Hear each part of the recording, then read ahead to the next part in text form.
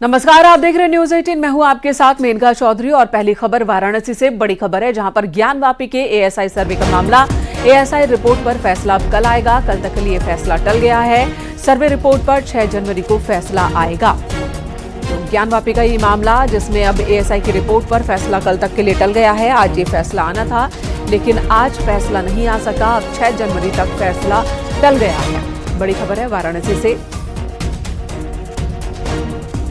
ज्ञानवापी के एएसआई सर्वे का ये मामला है। एएसआई रिपोर्ट पर फैसला, जो याचिका दाखिल की गई थी एएसआई की ओर से कि रिपोर्ट सार्वजनिक न की जाए, उस याचिका पर आज फैसला आना था, लेकिन आज फैसला आया नहीं।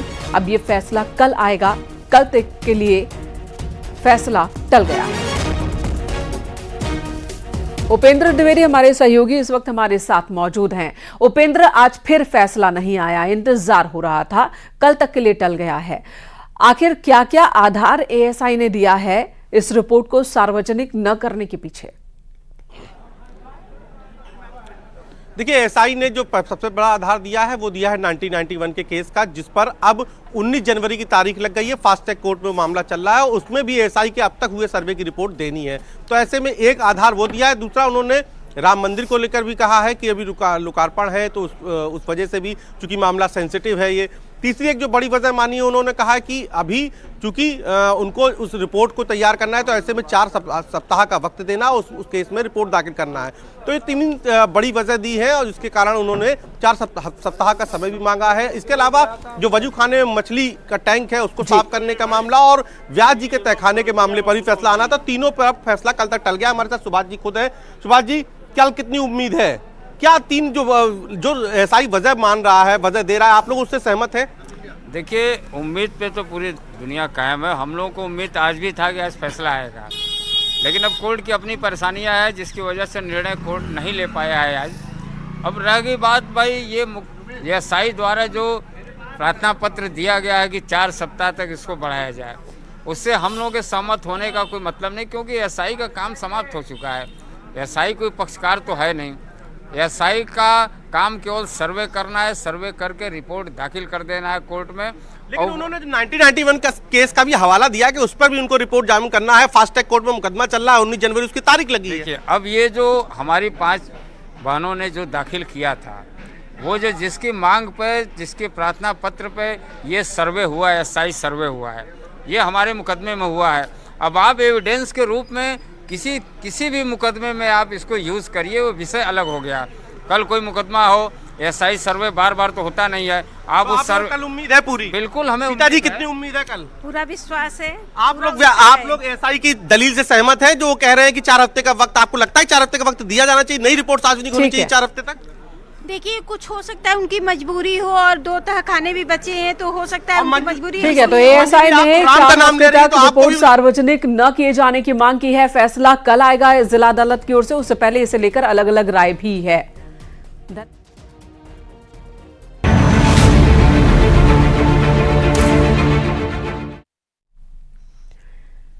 लखनऊ में माफिया मुख्तार अंसारी के करीबी बिल्डर सिराज अहमद के अस्पताल पर बुलडोजर वाली कार्रवाई हुई। एलडीए की टीम ने यह एक्शन लिया और आपको बता दें, एलडीए ने अस्पताल सील किया था। आरोपों के मुताबिक एलडीए से बिना नक्शा पास कराए ही अस्पताल का निर्माण हुआ था और अब ये अस्पताल ध्वस्त कर दिया गया। तस्वीरों में आपके सामने है मुख्तार अंसारी का करीबी है सिराज अहमद, जिसका अस्पताल था। इसकी कई और संपत्तियों पर भी एक्शन हुआ है। यहां बिना नक्शा पास कराए अवैध तरीके से बने इस हॉस्पिटल को जमींदोज कर दिया गया।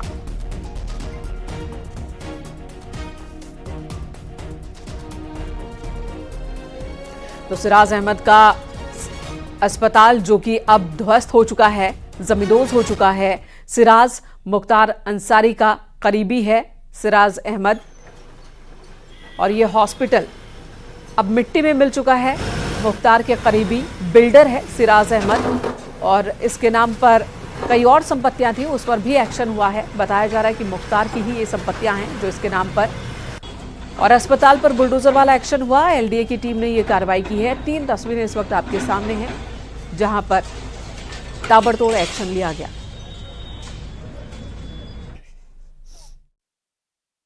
कांदा जेल में बंद पूर्वांचल के माफिया मुख्तार अंसारी के करीबी बिल्डर सिराज अहमद की पर बड़ा एक्शन हो रहा है। हम इस वक्त लखनऊ में FI अस्पताल पर मौजूद हैं, जहां पर LDA द्वारा इस अस्पताल को ध्वस्त करने की कार्रवाई की जा रही है। सुबह से ही इस अस्पताल को ध्वस्त करने के लिए यहां पर जो मशीन्स हैं उनकी तैनाती कर दी गई थी। LDA और प्रशासन की टीम यहां पर तैनात थी। लगातार लोगों को इस बिल्डिंग के आसपास से हटाया जा रहा था और अब इस बिल्डिंग का आगे का हिस्सा पूरी तरह से ध्वस्त कर दिया गया है। इस बिल्डिंग में हॉस्पिटल रन होता था और साथ ही यहाँ पर नर्सिंग का इंस्टीट्यूट भी था।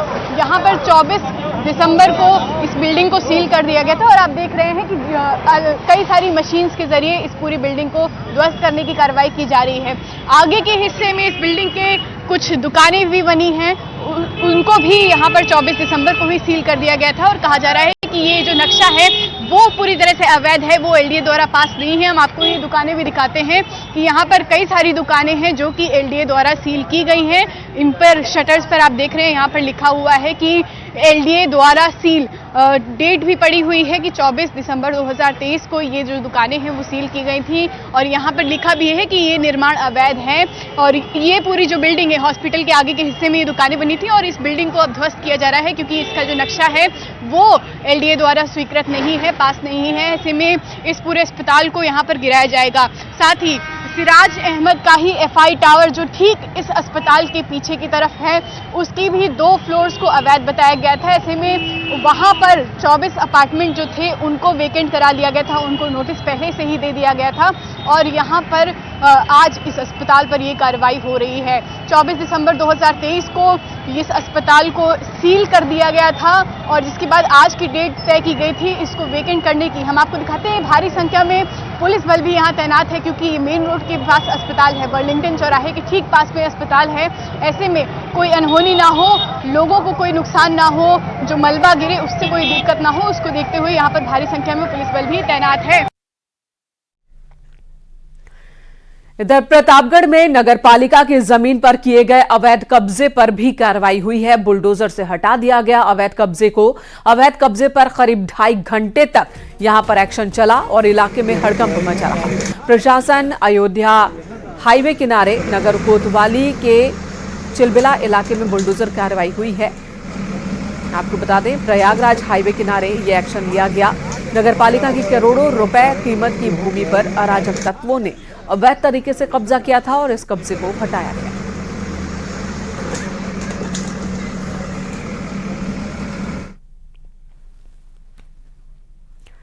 पीलीभीत में अवैध कॉलोनियों पर बाबा का बुलडोजर लगातार गरज रहा है। शहर कोतवाली क्षेत्र के पिलखाना इलाके में यह कार्रवाई हुई। आरोपों के मुताबिक कोर्ट के यथास्थिति बनाए रखने के आदेश के बावजूद अवैध कॉलोनाइजर्स ने उस पर कॉलोनी बनाना शुरू कर दिया। शिकायत मिलने पर सिटी मजिस्ट्रेट तहसील प्रशासन की टीम को लेकर मौके पर पहुंचे। अवैध बन रही कॉलोनी पर बुलडोजर चलवाया गया। प्रशासन की कार्रवाई होने से भूमाफियाओं में खौफ है।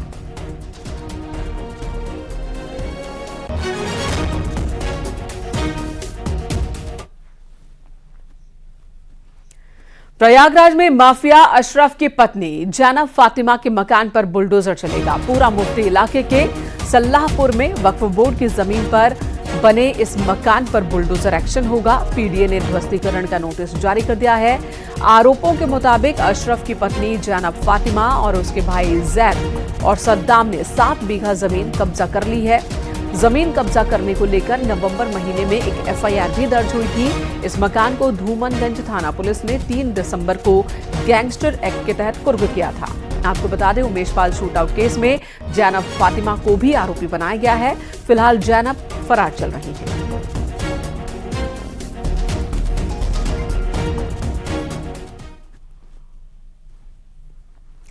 ललितपुर में पुलिस ने छेड़छाड़ के आरोपी बुजुर्ग को गिरफ्तार किया है। आरोप 70 साल के बुजुर्ग पर लगा है कि घर में बुलाकर 10 साल की मासूम बच्ची से इसने छेड़खानी की। बच्ची ने जब अपने घर पहुंचकर परिजनों को पूरी घटना बताई, जिसके बाद परिजन थाने पहुंचे। पुलिस ने पीड़िता के पिता की शिकायत पर आरोपी के खिलाफ केस दर्ज किया है और उसे गिरफ्तार किया है। आज दिनांक 4/1/2024 को थाना बार के एक गांव से लिखित सूचना प्राप्त हुई थी कि एक 70 वर्षीय व्यक्ति है जिसके द्वारा एक नाबालिग बच्ची के साथ छेड़छाड़ की घटना कारित की गई है। लिखित सूचना के आधार पर तत्काल अभियुक्त थाने पर अभियोग पंजीकृत किया गया है और जो आरोपी व्यक्ति है उसको गिरफ्तार कर लिया गया है। आवश्यक वैधानिक कार्रवाई की जा रही है। मैनपुरी में बदमाशों ने ज्वेलर से लूटपाट की है और ज्वेलर जब अपने बेटे के साथ बाइक से जा रहा था तभी 3 बाइक सवार बदमाशों ने अवैध हथियार दिखाकर उन्हें रुकवाया। सोने चांदी से भरा बैग और नकदी लेकर फरार हो गए। थाना कुरावली इलाके में ये वारदात हुई है। घटना की सूचना एसपी को मिली तो मौके पर पहुंचकर घटना के खुलासे के लिए 3 टीमों का गठन उन्होंने किया है। थाना कुरावली के रहने वाले श्री सत्येंद्र कुमार जी के द्वारा बताया गया है कि जब वो अपनी दुकान बंद करके अपने घर वापस लौट रहे थे तो रास्ते में 3 बाइक सवारों द्वारा उनको इंटरसेप्ट किया गया और उनसे उनका एक बैग जिसमें कुछ पैसे और दुकान का सामान था और कुछ जो उनके पास मोबाइल थे वो इत्यादि छीन कर वहां से भाग गए। उनके इस सूचना पर तत्काल अभियोग पंजीकृत किया जा रहा है और अग्रिम कार्रवाई की जा रही है। आगरा में चोरी और धोखाधड़ी का अजीबोगरीब मामला सामने आया। चोर क्यूआर कोड पर भुगतान में फर्जीवाड़ा कर 18,000 रुपए की एक्सेसरीज ले गए और एक स्मार्ट वॉच भी चोरी कर फरार हो गए। पीड़ित ने इसे लेकर सदर थाने में केस दर्ज कराया है। पूरी घटना सीसीटीवी कैमरे में रिकॉर्ड हुई। पुलिस अब सीसीटीवी फुटेज के आधार पर शातिरों की गिरफ्तारी की कोशिश में जुटी है। दुकानदार के मुताबिक 3 युवक बाइक पर सवार होकर आए थे और उन्होंने आईफोन का चार्जर, बड्स और एक्सेसरीज खरीदी थी जिसका बिल 18,000 रुपए हुआ था।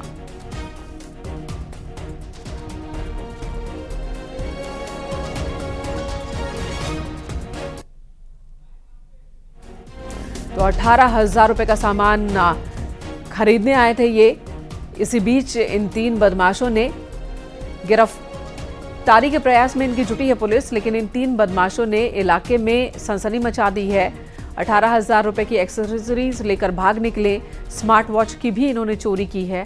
तो यहां पर खरीदारी के लिए ग्राहक बनकर आए थे और सारा सामान लेकर भाग निकले। उन्नाव में युवक की हत्या की जांच के लिए एसआईटी गठित की गई है। आपको बता दें 24 नवंबर को प्रेमिका के घर में लड़के का शव मिला था फंदे से लटकता हुआ। परिजनों ने लड़की के परिवार वालों पर युवक की हत्या का आरोप लगाया था। इस मामले में परिजनों ने हसनगंज पुलिस पर कार्रवाई नहीं करने का आरोप लगाया और हाईकोर्ट में रिट दाखिल की थी।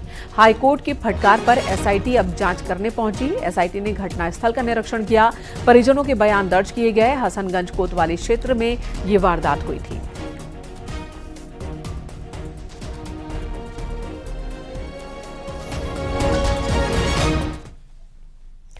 अलीगढ़ में रूबी आसिफ खान को जान से मारने की धमकी मिली है। रूबी आसिफ खान के घर पर धमकी भरा पत्र आया है जिसमें उसे 72 घंटे में जान से मारने की धमकी मिली है। धमकी भरा पत्र डालने का आरोपी सीसीटीवी कैमरे में रिकॉर्ड भी हुआ है।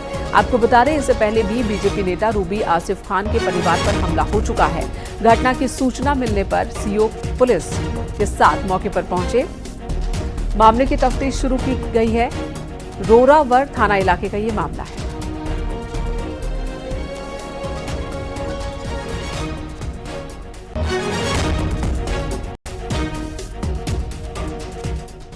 ये वीडियो में आपको दिखा रहा है धमकी भरी चिट्ठी फेंकने वाला ये शख्स जो अंधेरी गली में आता है, आगे पीछे देखता है कि कोई उसे देख तो नहीं रहा। इसी बीच वो अपनी जेब से एक चिट्ठी निकालता है और घर में डाल देता है। बताया जा रहा है कि इसी चिट्ठी में धमकी भरी। ब्रेक के बाद खबर उन्नाव से। निर्माणाधीन मकान का छज्जा गिर गया। मलबे में 4 मजदूर दबकर जख्मी हो गए। घायलों को अस्पताल ले जाया गया। हसनगंज कोतवाली क्षेत्र के मूसेपुर का ये मामला है जहां पर काम चल रहा था, निर्माण चल रहा था, लेकिन इस बीच मकान का छज्जा गिर गया। मलबे में दबने से मजदूर जख्मी हो गए जिन्हें अस्पताल ले जाया गया। मजदूरों की संख्या 4 बताई जा रही है जो हादसे में जख्मी हुए हैं।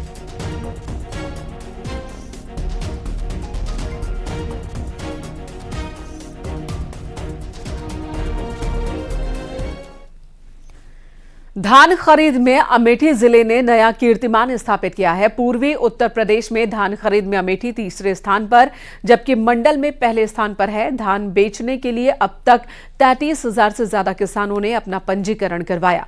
पिछले साल की तुलना में अब तक अमेठी में इस बार 26% अधिक खरीद हुई है। जनपद अमेठी में विभिन्न एजेंसियों के इस बार कुल 83 क्रय केंद्र खोले गए हैं और शासन द्वारा जनपद अमेठी के धान क्रय का लक्ष्य 1,35,000 मीट्रिक टन निर्धारित किया गया है, जिसके सापेक्ष अभी तक कुल 93,000 इस प्रकार से हम लोग गत वर्ष के सापेक्ष इस वर्ष 25% खरीद में आगे चल रहे हैं। जिलाधिकारी महोदय द्वारा दिए गए निर्देश के क्रम में सभी केंद्र प्रभारियों को इस आशय के कड़े निर्देश दिए गए हैं कि वो अपने क्षेत्र के किसानों से संपर्क कर अधिकाधिक उनको धान क्रय केंद्रों पर धान विक्रय करने के लिए प्रेरित करें, जिसका परिणाम है कि हमारे जनपद में बहुत अच्छी धान की खरीद हो रही है। और इधर कानपुर में ठंड के बीच हुई बारिश ने लोगों की मुसीबतें और बढ़ा दी हैं। गांव वालों के मुताबिक जब बारिश हुई, बारिश के साथ साथ ओले भी गिरे, जिसमें लोगों पर ठंड का ट्रिपल अटैक अब देखने को मिल रहा है। मौसम विभाग की माने तो अगले 2 दिनों तक बारिश के आसार इसी तरह से बने हैं। साथ ही तापमान में भी गिरावट दर्ज की गई है, यानी अगले 2 दिनों तक ठंड और लोगों को परेशान करेगी। मौसम ने एक बार फिर से करवट ली। 48 घंटे की राहत के बाद एक बार फिर से बारिश ने दस्तक दी और इस बार ओले भी पड़े हैं। इस वक्त न्यूज़ 18 टीम वीआईपी रोड पर खड़ी, आप देख सकते हैं कि बारिश की वजह से जनजीवन अस्त व्यस्त हो चला। बाइकर्स इस रूट पर कम हुए, जो लोगों की गाड़ियां हैं उन्होंने रोड साइड पे खड़ी कर ली, क्योंकि आगे कई जगह जल भराव और ऐसे में बारिश हो रही है। ठंड पड़ी कि नहीं भैया? हाँ, ठंड पड़ रही है। कितना मौसम बदला है? बहुत बदल गया। ठंडा रहे हो कि नहीं? हाँ, ठंडी बहुत जोर लग रही है। तो देख सकते हैं कि लोग कोई गमछा रखा है, कोई छाता रख के जा रहा है, और अगर मौसम विभाग की माने तो 72 घंटे तक मौसम ऐसा ही बना रहेगा। और चिकित्सक ये सलाह दे रहे हैं कि किसी प्रकार का अगर किसी को रोग हो तो ऐसे में वो बाहर ना निकलें। विजुअल आशीष पांडे के साथ अमित गंजू, न्यूज़ 18 कानपुर।